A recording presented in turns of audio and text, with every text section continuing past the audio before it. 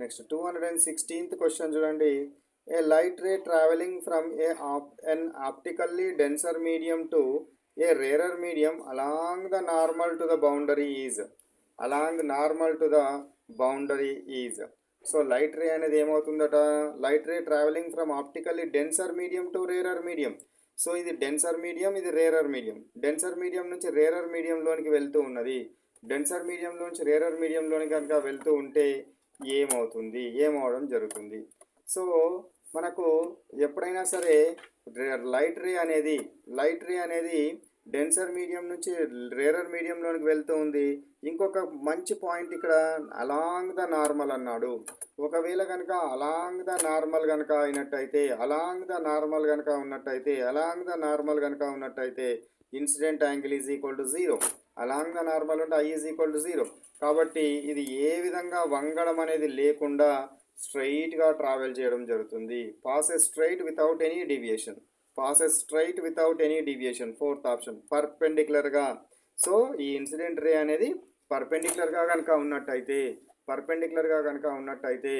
Long the normal కనుక ఉన్నట్టయితే అది ఏ విధంగా వంగదు అనేది గుర్తుంచుకోవాలి. Next 217 question. When a ray of light passes obliquely from a glass into air, the angle of refraction will be. So ఈ విధంగా కనుక లైట్ రే కనుక వెళ్ళినట్టయితే ఏమవుతుంది అంటున్నాడు. సో లైట్ రే కనుక పాస్ అయినట్లయితే గ్లాస్ నుంచి ఎయిర్లోనికి కనుక పాస్ అయినట్టయితే, గ్లాస్ నుంచి ఎయిర్లోనికి వెళ్తూ ఉన్నప్పుడు, ఇది గ్లాస్ అనుకోండి, ఇది ఎయిర్ అనుకోండి, లేదా ఎయిర్ అనుకోండి, ఇది ఎయిర్, ఇది గ్లాస్. సో గ్లాస్ నుంచి ఎయిర్లోనికి కనుక వెళ్తూ ఉన్నట్టయితే ఇక్కడ పర్పెండిక్యులర్ కనుక గీసినట్టయితే ఇది చాలా దూరంగా వంగడం జరుగుతుంది. సో ఇది మోర్ రిఫ్రాక్టివ్ ఇండెక్స్ నుంచి లెస్ రిఫ్రాక్టివ్ ఇండెక్స్లోని కనుక వస్తే డైవర్జ్ అయినట్టుగా ఉంటుంది. డైవర్జ్ అంటే దూరంగా వంగడం జరుగుతుంది. సో అందుకే యాంగిల్ ఆఫ్ రిఫ్రాక్షన్ అనేది ఇన్సిడెన్స్ కంటే ఎక్కువగా ఉంటుంది. Angle of refraction is greater than that of angle of ఇన్సిడెన్స్గా ఉండడము జరుగుతుందనే విషయాన్ని గుర్తుపెట్టుకోవాలి. సో ఆన్సర్ అవుతుంది ఇప్పుడు మనకు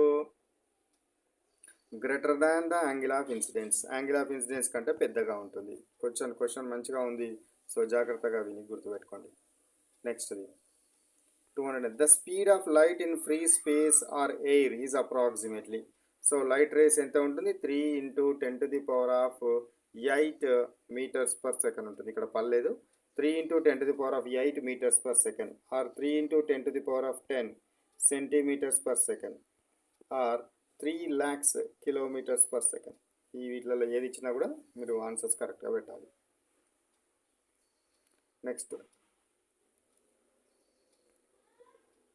219th question. When a ray of light traveling in air enters into water obliquely, the angle of refraction will be. మళ్ళీ same వచ్చినట్టు.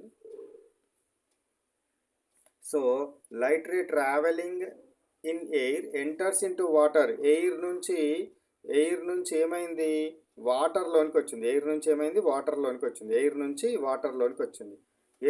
వాటర్లోనికి వస్తే ఏమవుతుంది అంటున్నాడు. ఎయిర్ నుంచి వాటర్లోని కనుక వచ్చినట్టయితే whenever light ray is what rarer medium నుంచి డెన్సర్ మీడియంలోనికి వచ్చింది. రేరర్ మీడియం నుంచి డెన్సర్ మీడియంలోనికి వచ్చింది. కాబట్టి ఈ పర్పెండిక్యులర్ ఏదైతే ఉంటుందో, ఈ యాక్చువల్ లైట్ రే ఇట్లా వెళ్ళాలి కాబట్టి పర్పెండిక్యులర్కి దగ్గరగా వంగడం జరుగుతుంది. సో యాంగిల్ ఆఫ్ రిఫ్రాక్షన్ తగ్గుతుంది. So angle of incidence is greater than angle of refraction. కాబట్టి రిఫ్రాక్షన్ యాంగిల్ అనేది ఇన్సిడెంట్ యాంగిల్ కంటే తక్కువగా ఉంటుంది. So smaller than the angle of incidence. Refraction angle ఎట్లా ఉంటుంది, smaller than the angle of what incidence. Next question 220 question చూడండి. A light ray passes from medium X to medium Y. No bending or refraction occurs if the ray hits the boundary at an angle of incidence equal to. So మనం ఇంతకుముందే చెప్పుకున్నట్లు, so ఎప్పుడైతే light ray whenever it is passes from one medium to another medium, one medium to another medium with or having what refractive indexes are different. Refractive indexes డిఫరెంట్గా ఉన్నప్పుడు ఒకవేళ ఇక్కడ perpendicular కనుక ఉంటే దాన్ని నార్మల్ అంటారు. So the light ray which is passing through the normal, the light ray which is passing through the normal is undeviated. ఇది deviation అనేది జరగదు. నార్మల్ గుండా వెళ్ళినప్పుడు లైట్ రే అనేది డీవియేషన్ అవుతుందా? లైట్ రే అనేది డీవియేషన్ జరగదు. This is most important point, గుర్తుపెట్టుకోవాలి.